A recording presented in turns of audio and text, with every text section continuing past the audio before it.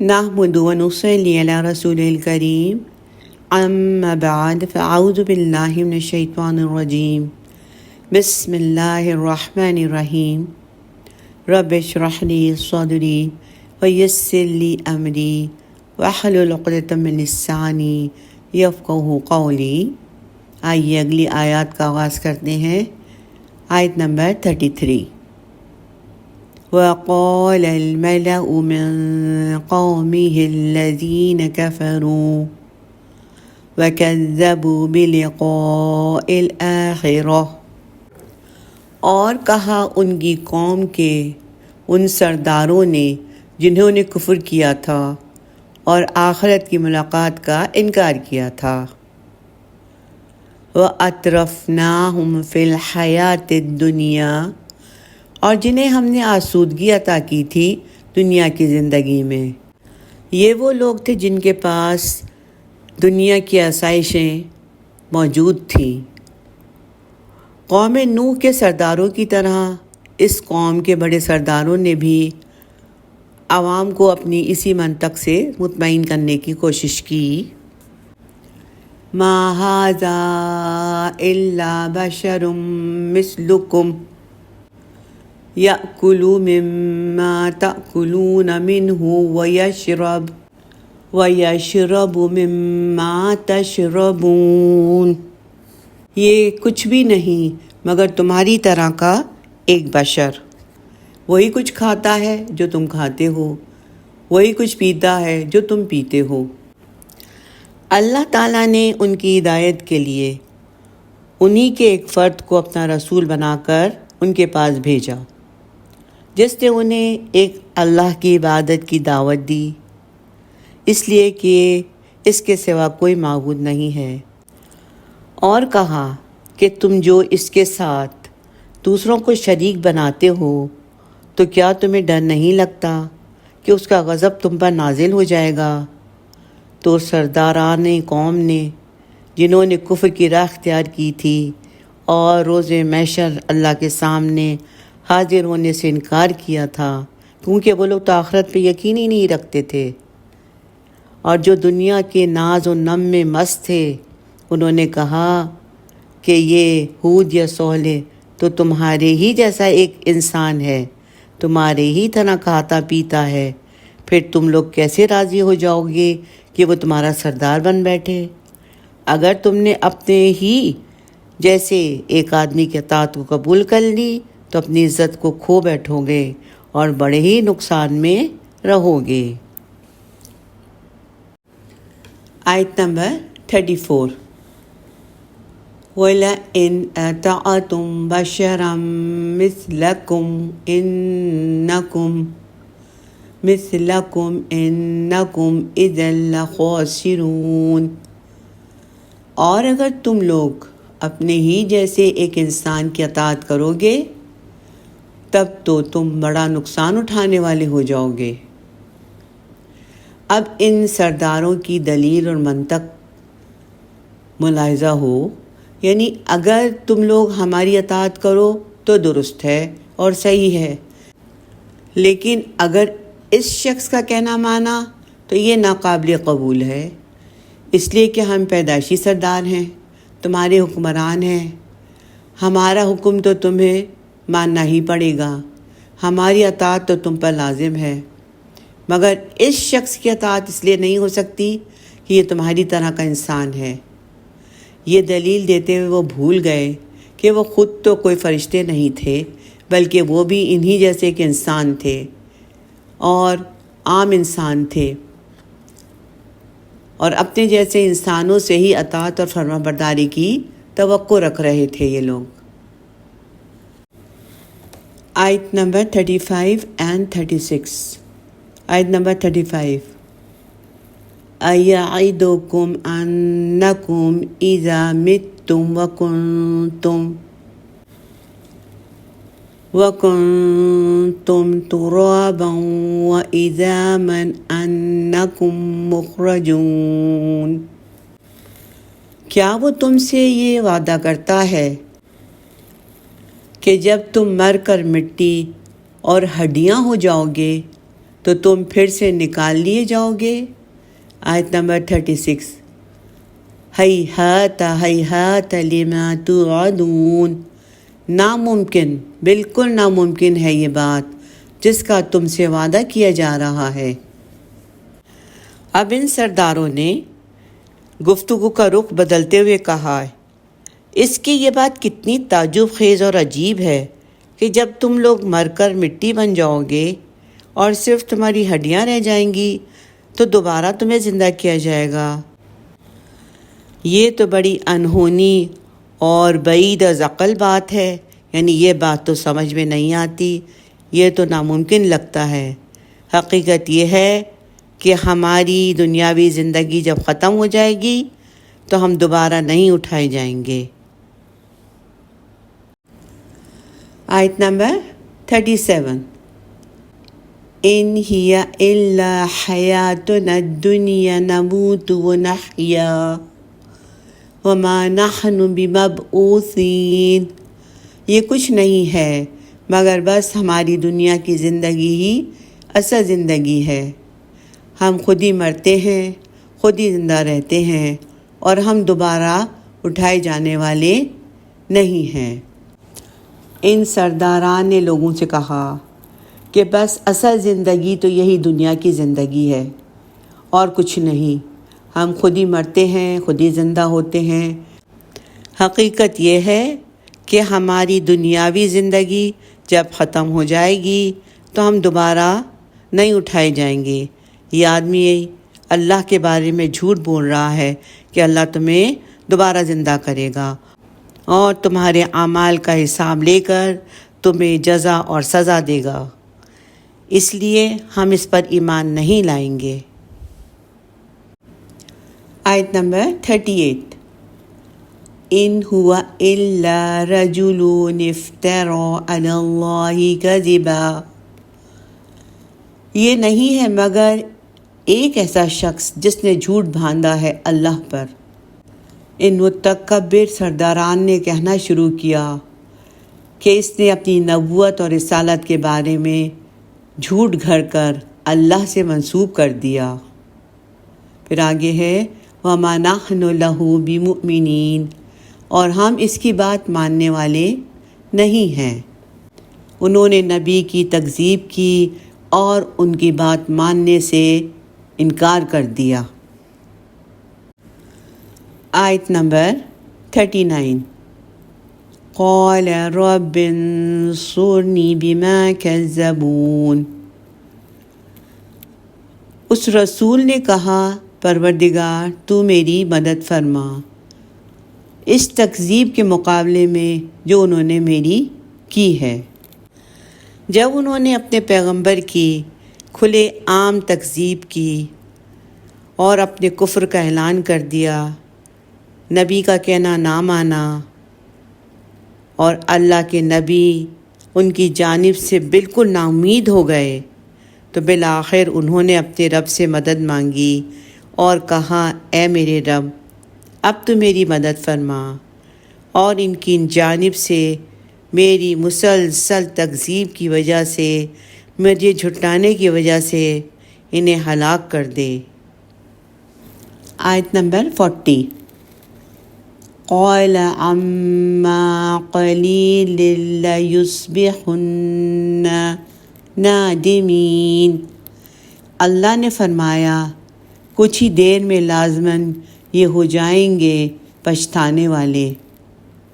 جب اللہ کے پیغمبر نے اللہ سبحانہ تعالیٰ سے مدد مانگی اور کہا کہ میرے رب اب تو میری مدد فرما اور ان کی جانب سے میری مسلسل تکذیب ہو رہی ہے، تو انہیں ہلاک کر دے، تو اللہ تعالیٰ نے ان سے کہا کہ کچھ ہی دیر کے بعد یہ لوگ اپنے کفر اور سرکشی پر نادم ہوں گے۔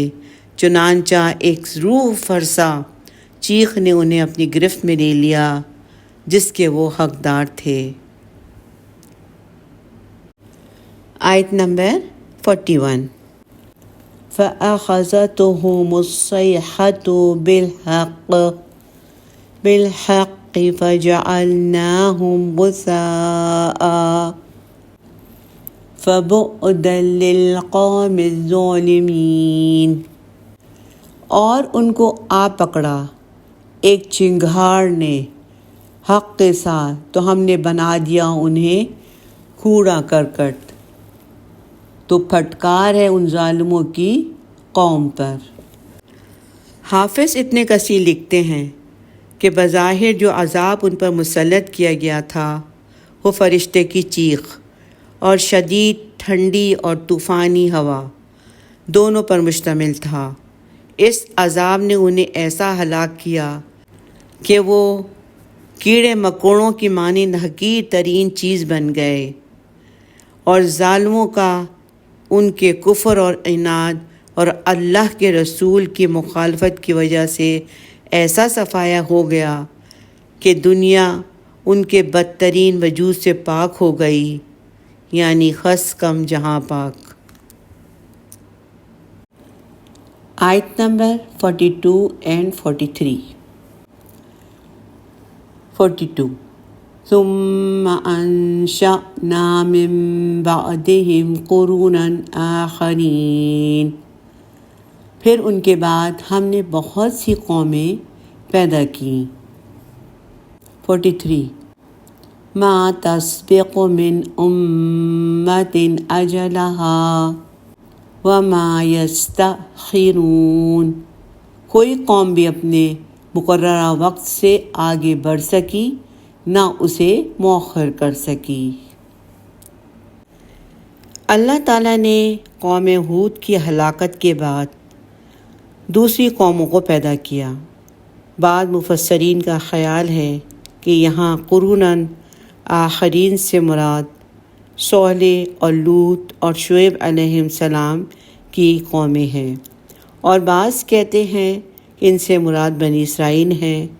اللہ تعالیٰ نے اپنے کمال علم اور قدرت کے اظہار کے لیے فرمایا کہ جس کافر قوم کی ہلاکت اور بربادی کا جو وقت مقرر ہے، اس میں نہ تقدیم ہو سکتی ہے نہ تاخیر، یعنی کہ وہ وقت آگے پیچھے نہیں ہو سکتا، جیسا کہ اللہ تعالیٰ نے سورہ یونس آیت نمبر 49 میں فرمایا، جب ان کا وقت مقرر آ جائے گا تو ایک گھڑی نہ پیچھے ہو سکیں گے اور نہ آگے، یعنی اللہ کے مقرر کیے ہوئے وقت میں کبھی بھی کوئی تبدیلی نہیں آ سکتی، یہ کہ اللہ چاہے تو۔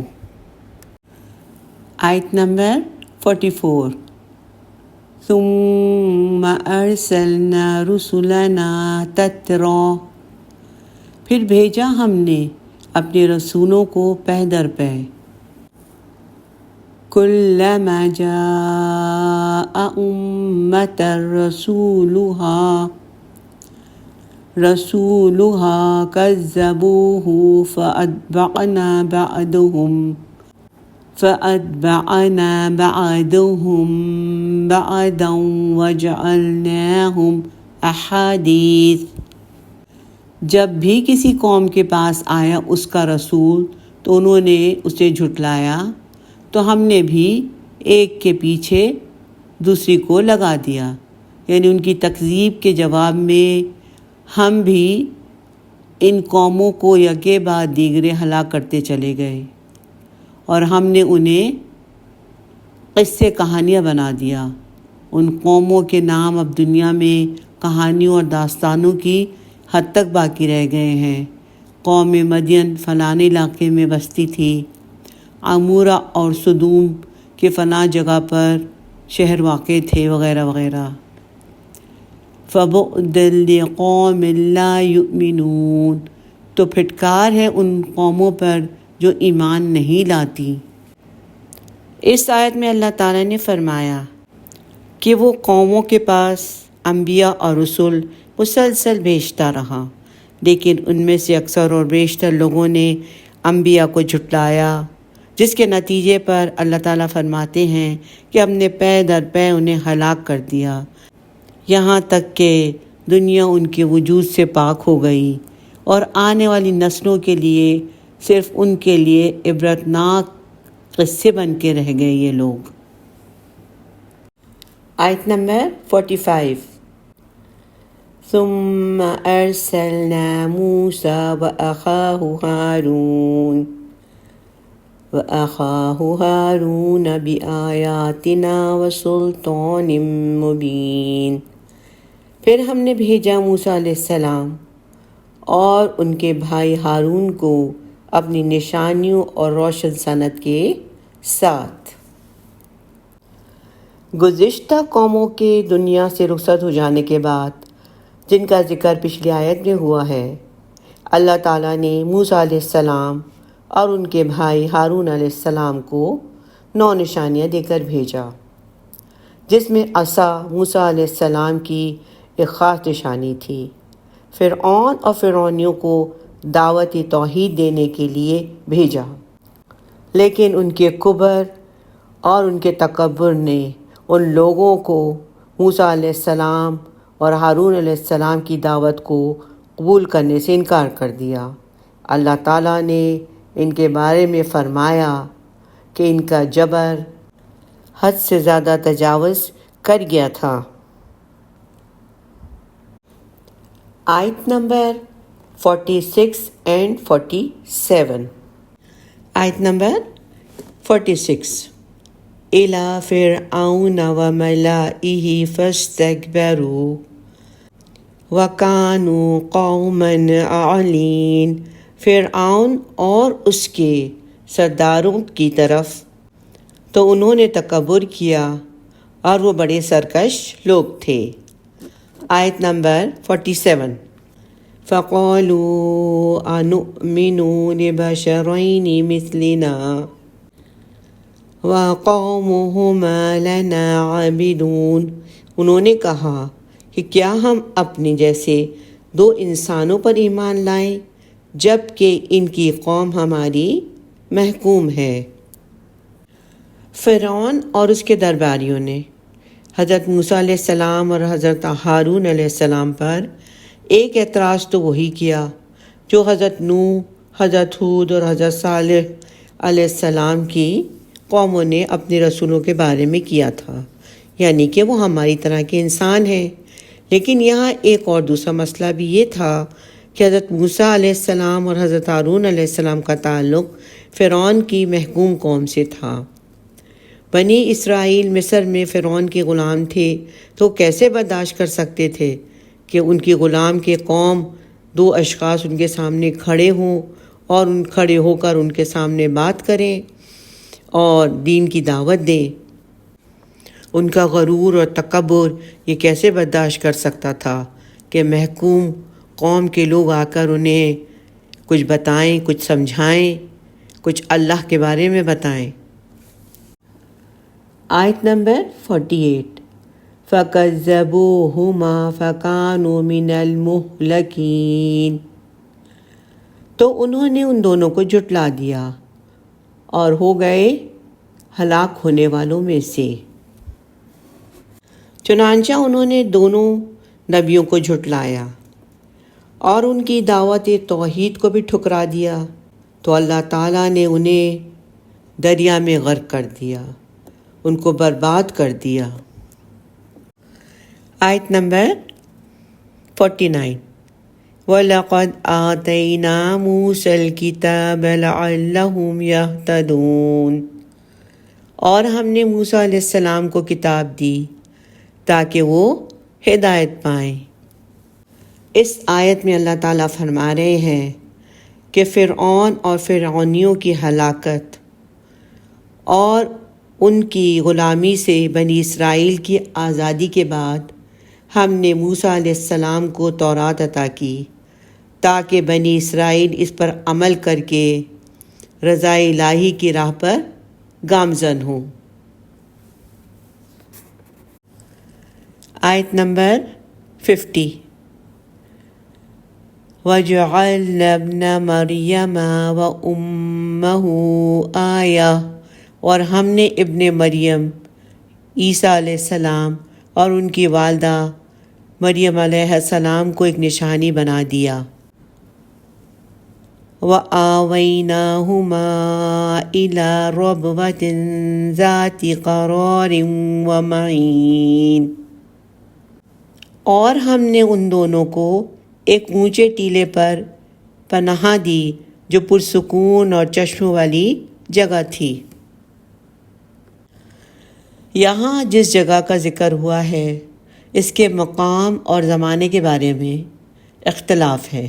اس بارے میں ایک رائے تو یہ ہے کہ اس سے مراد وہی ٹیلہ ہے جہاں ایک کھجور کے سائے میں حضرت عیسیٰ علیہ السلام کی ولادت ہوئی تھی، اور شاید کچھ عرصہ تک آپ ولادت کے بعد ماں بیٹا اسی جگہ پر قیام پذیر رہے۔ عیسیٰ علیہ السلام کی پیدائش بھی اللہ تعالیٰ کی عظیم قدرت کی نشانی ہے کہ بغیر باپ کے نطفے کے ان کی ماں مریم علیہ السلام کے رحم میں ان کا حمل قرار پا گیا۔ انسانی قدرت سے بالا تر یہ واقعہ بنی نوع اسرائیل انسان کو دعوت دیتا ہے کہ وہ اللہ کی وحدانیت پر ایمان لے آئیں اور صرف اسی کی عبادت کریں، جیسے کہ سورہ الانبیاء آیت نمبر 91 میں اللہ تعالیٰ نے فرمایا، اور انہیں اور ان کے بیٹے کو دنیا جہان کے لوگوں کے لیے ایک نشانی بنا دیا۔ علماء لکھتے ہیں کہ اس زمانے کے یہودی بادشاہ نے عیسیٰ علیہ السلام اور ان کی ماں کو قتل کرنا چاہا، تو مریم علیہ السلام ان کو لے کر فلسطین شہر رملہ میں جا کر چھپ گئیں اور 12 سال تک وہیں چھپی رہیں۔ یہ شہر اونچائی پر واقع ہے اور اس کے ارد گرد کی زمین زرخیز ہے، اس میں پانی کا چشمہ جاری ہے۔ جب یہودی بادشاہ نے دونوں ماں اور بیٹے کے خلاف سازش کی تو اللہ تعالیٰ نے بذریعہ الہام انہیں رملہ چلے جانے کا حکم دیا تاکہ اس زرخیز اور پرفضا مقام پر دونوں زندگی بسر کر سکیں۔ یہاں اس رکوع کا اختتام ہوا۔ بارک اللہ لی و لکم فی القرآن العظیم، آمین۔ ربنا تقبل منا انك انت السميع العليم، ربنا لا تؤاخذنا ان نسينا او اخطأنا، آمین۔ سبحانک اللہم و بحمدک نشہد ان لا الہ الا انت نستغفرک و نتوب الیک۔ السلام علیکم ورحمۃ اللہ وبرکاتہ۔